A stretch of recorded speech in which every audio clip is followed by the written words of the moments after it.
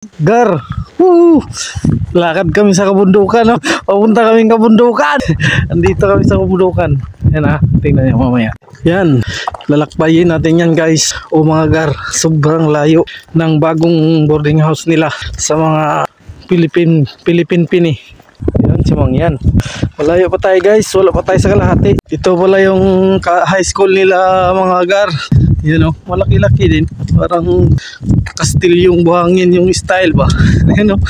Tapos yung tabi mga gar, wala na. Kalasangan na. Matik na yan. Ayun pa, nalayo pa. Sobrang layo pa ng lalakarin namin nandun. Dulo. Yan, ang ganda niya no. Pero dito, wala na. Kalasangan na yan.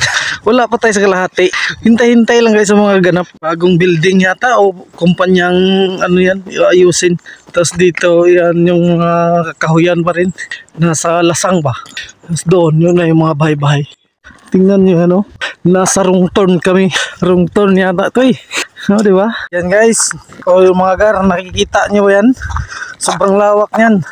Dito sa Europa, hindi palawakan ng malaking bahay, kundi palawakan ng lupa. Tingnan nyo, taniman lang yan. Was out sa mga farmers dito sa Slovakia and Europe.